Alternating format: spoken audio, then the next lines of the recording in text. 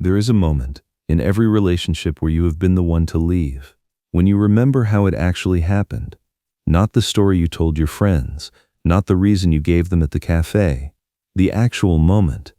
You were with someone who loved you. They had done nothing wrong. The relationship was, by every external measure, working. And one ordinary evening, something inside you went cold. You did not know why. You started, slowly at first, to find things wrong with them. Their laugh became too loud. The way they chewed became unbearable. The small phrase they had been saying for a year suddenly felt like nails on glass. You did not tell them. You watched it happen inside you, with a strange detached curiosity, like a passenger watching a car drive itself off a road. Within weeks you were planning the conversation. Within months you were having it. And the whole time underneath was a voice you could not quite hear, that was saying one thing on a loop, very quietly. Get out before they get out first. You are not bad at love. You are not commitment phobic. You are not, despite what your last partner accused you of, incapable of caring. You are doing something extremely specific. You are performing a protective maneuver that your nervous system learned in a particular environment a very long time ago. The maneuver is this: if someone has the power to leave you, the only safe move is to leave them first. Make it your decision. Make it your fault. Make it survivable. Because in the original environment, the leaving was not survivable. Someone you loved went away. You did not understand why. And you decided before you had language for the decision that you would never let that happen to you again. Freud described this in 1926 in a small book almost nobody reads anymore. He called it Inhibitions, Symptoms and Anxiety, and in it he made an observation so quiet and so devastating that the rest of attachment theory is essentially a series of footnotes to it. He said the ego, when it senses a threat large enough to overwhelm it, does not stay and fight. It runs, and the running can look like 1,000 things. It can look like an argument. It can look like a sudden coldness. It can look like the decision made in a single moment that you will rationalize for years to end something that was actually working. You are not running from your partner. You are running from a memory you cannot remember, that your nervous system is convinced will repeat itself if you stay. By the end of this session, you'll know exactly what your body thinks is going to happen when someone loves you well. Not the commitment issues answer, not the not ready answer. The deeper one, the one that explains why the better the relationship gets, the louder the alarm in your chest becomes. Stay with me. There's a patient I want to tell you about. He came to Freud in 1910. He spent the rest of his life cycling through the same heartbreak in different cities with different women until he understood in his 50s what had been happening since he was 4 years old. I'll come back to him. Lie down. Close your eyes. This is your session. Let me describe the moment you keep performing. You met someone good, not perfect, good, available, present, honest in a way that was at first refreshing. They wanted to know you. They asked questions and listened to the answers. They remembered things you had said weeks earlier. They showed up on time. They returned your messages. They did not play games. For the first few months you felt something you had not felt in years, maybe ever. A small, suspicious peace. Then something began to shift. You could not name it. They had not changed. The relationship had not changed.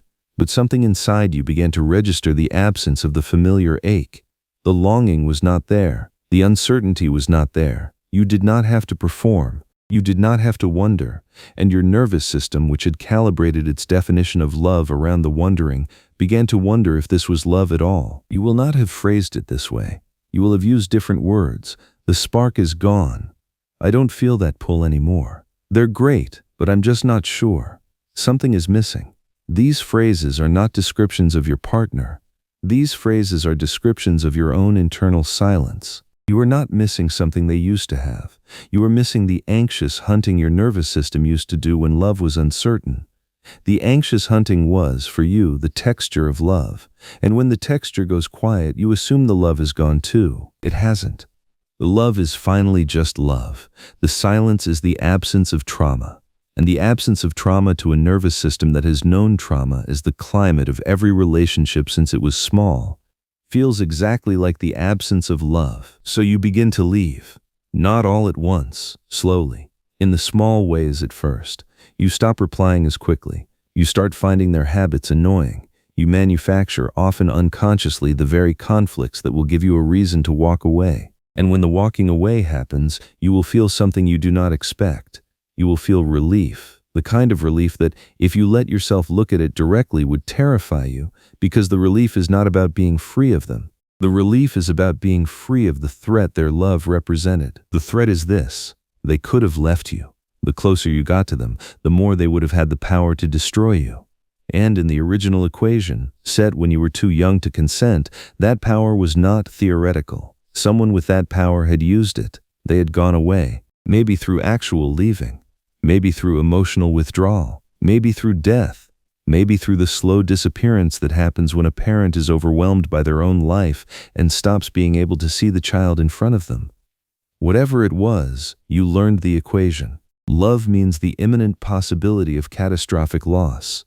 And the only solution your young nervous system could devise was to never let love get close enough to that imminent point again. Now, every time someone loves you well, the system runs the old equation. Good love equals real danger. Real danger equals the need to escape. Escape before they can be the one to leave. And you escape.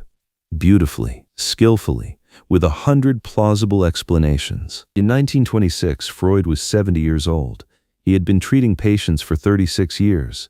He had watched, hundreds of times, the strange phenomenon he was finally trying to formalize. Patients who came to him in love, working through problems, making progress, would suddenly, at the moment of greatest closeness in the analysis, do something that ended the work. They would miss sessions, they would become hostile, they would in many cases simply stop coming. Freud realized that the closeness itself was the trigger. The deeper the connection got, the more powerful the defense became. The patient was not avoiding the problem. The patient was avoiding the relationship in which the problem could finally be solved. Because the relationship, by becoming meaningful, had become dangerous. And the unconscious knew, in some old and reliable way, that meaningful relationships ended in disappearance. So before the disappearance could be enacted by the other person, the patient enacted it themselves. He gave it a name. He called it defensive avoidance, and he said it was probably the single most common reason that healing did not happen, in psychoanalysis or in life. The very thing that could heal you was the very thing your defense system was designed to destroy. This is the master mechanism of the avoidant attachment pattern that modern psychology has rediscovered and renamed several times since. Freud described it first. He described it most completely. And he described it with a clarity that has since been forgotten. Let me tell you about Mateo. Mateo is a composite. He doesn't exist as one person, but every detail comes from real cases I've researched. He is 33 years old. He lives in Barcelona. He teaches physics at a private secondary school. For the last 2 years, he has been in a relationship with a woman named Clara. Clara, by every measure, is a remarkable partner. She is intelligent. She is funny. She has her own life, her own work, her own opinions, and a quiet steadiness that Mateo has never experienced in another person. She loves Mateo openly. She does not play games. She has, on 3 separate occasions, told him she would like to build a life with him. 6 weeks ago, Mateo went to a jeweler. He looked at engagement rings. He stood in the small shop for 40 minutes, and he could not bring himself to buy one. He left.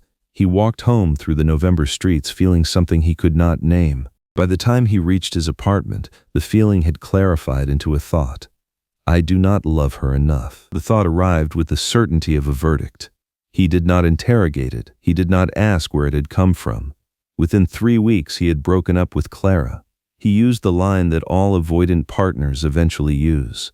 I love you, but I'm not in love with you. He did not understand what he meant by it.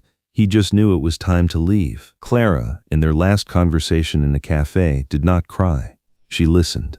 And then she asked him one question. The question was, are you doing to me what your ex did to you last year? Because you couldn't do it to her then. Mateo did not have an answer, not immediately, but over the next 2 months, alone in his apartment, the question would not leave him. His previous relationship, 2 years before Clara, had ended when his girlfriend of 3 years had left him for someone else. The leaving had been brutal. He had been unable to function for 6 months. He had told himself in the privacy of his own mind that he would never let that happen again. Mateo went to a therapist last month. He told the therapist he had broken up with the love of his life and did not know why. The therapist asked him a question. The question was, what happened in your home when you were small? Was there a moment when someone you loved went away? Mateo could not speak for some time. What had happened when he was 4 years old was that his mother had been hospitalized for 6 months following a complication after his sister's birth. He had not been allowed to visit. He had been told, in the way adults tell small children things, that his mother would be back soon. Soon, to a 4-year-old, was indistinguishable from forever. He had spent 6 months in his grandmother's house, in a city he did not recognize, waiting for a person who had simply, from his perspective, vanished. His mother had come back. The relationship had healed. But somewhere inside Mateo, the 4-year-old, had made a decision. He would never wait for a woman to come back again. He would do the leaving. He would be the one who decided. And for the rest of his life, every time a woman loved him in a way that made her absence unthinkable, his nervous system would execute the old protocol. Get out before she has the power to disappear. Clara had become that woman, and so Mateo, with the impeccable precision of a man following a 30-year-old script, had left her 2 weeks before he was going to propose to her. I want you to do something right now. Place one hand on your solar plexus, the soft area just below where your ribs meet, just above your stomach. Take one slow breath. Notice if there is a small tightness there. The kind of tightness that arrives, very subtly, when something good gets too close. For most people listening, there is. That place is where the body holds the panic. Not the panic of bad things happening, the panic of good things getting close enough to matter. It is the somatic location of the avoidant maneuver. The place where the alarm lives that says, this is too much, this could destroy me. Get out. Keep your hand there for the rest of this session. If you've made it this far, the next part is the hardest. Most people resist hearing it. The reason you cannot stay with people who love you well is not that you do not want love. It is that you have organized your entire emotional life around the certainty that love is dangerous. You have built the architecture of your relationships around staying in motion.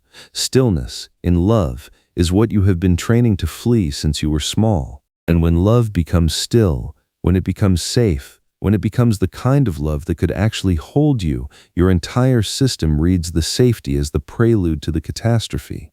The better the love is, the more dangerous it feels. The closer they get, the more your body knows the leaving is coming. So you preempt it. With timing your nervous system has perfected. Avoidance is not the absence of love. Avoidance is love with the volume turned all the way down, because at full volume it would destroy you. Now let me tell you about the patient I promised I would come back to. He came to Freud in 1910. He was 23 years old. He had grown up extraordinarily wealthy in a Russian estate. By the time he came to Freud, he had been through 2 major depressive episodes and could no longer function in his ordinary life. Freud worked with him on and off for the next several years. The case became one of the most famous in the history of psychoanalysis. Freud called him the Wolf Man, after a dream the patient had at age 4 about wolves sitting in a tree. The case is usually remembered for the dream. It should be remembered for what happened in the patient's relationships. Throughout his life, the Wolf Man fell in love. He fell in love with care. He fell in love deeply. And at the precise moment when each relationship became real, when the woman in question wanted to commit, he would do something to destroy the connection. He would suddenly find them inadequate. He would develop a sudden interest in someone else. He would, in 2 cases, simply disappear for weeks at a time, and then return as if nothing had happened. Freud worked with him for years before they uncovered the original pattern. When the patient was 4 years old, his older sister had begun sexually abusing him. The abuse continued for some time. He could not tell anyone. The person who should have protected him, his mother, was emotionally unavailable, locked in her own depressions. The patient had learned with the terrible logic of children that love and danger were the same thing. The closer someone got, the more they could hurt him. The more they could hurt him, the less safe they were. The less safe they were, the more urgently he had to escape. He spent his entire life arranging escapes, not because he did not want love, because he had learned, before he was 5, that staying meant being destroyed. And no amount of adult insight, no kind partner, no genuinely safe relationship could overwrite the original lesson. The lesson was in his body, and his body, faithful and protective and very old, kept producing the escape every time. This connects to everything we've discussed. The wrong partner you keep choosing in our last session is the partner you choose because they cannot ever get close enough to trigger the alarm. The right partner you cannot stay with is the partner who can. The fear of being happy in episode 19 is this same defense, activated at a smaller scale. The self-sabotage of episode 20 is this defense, applied to everything you build. They are all the same architecture. The original disappearance is the foundation, everything else is the building. So what do? You do not try to stop being avoidant. Avoidance is not a personality trait. It is a survival adaptation. And adaptations do not respond to willpower. They respond to safety. The safety has to be slow. It has to be repeated. It has to be felt, not understood.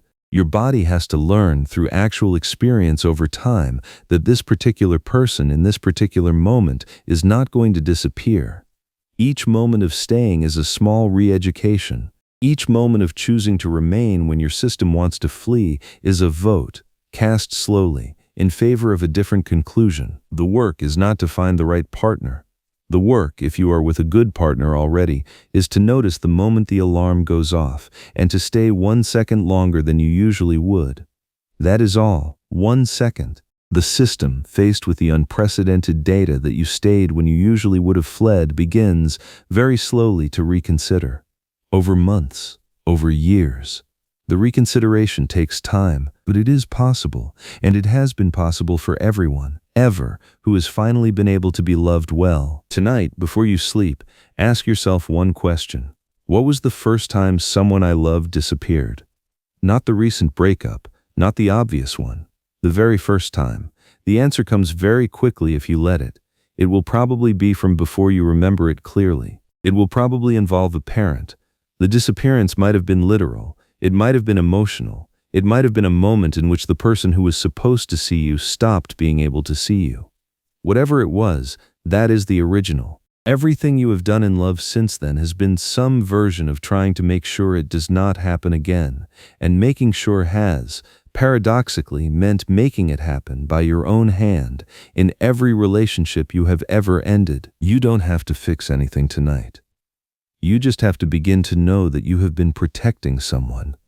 The someone is small, the someone is still inside you, and the someone has been waiting this whole time for the message that the original disappearance does not have to be repeated, that it is safe now to let love come close enough to matter. Not all the way, just 1 second closer than the last time. In our next session, we'll talk about the words you cannot say even when love is finally safe. The 3 words your throat closes around. The phrase that, even when you mean it, even when you feel it, even when the person across from you is waiting to hear it, will not come out. And we'll talk about why Freud, again, named the precise reason a century ago. This has been your session on Sigmund Freud Explains You. If you want to understand what your mind is hiding from you, subscribe. New sessions every day.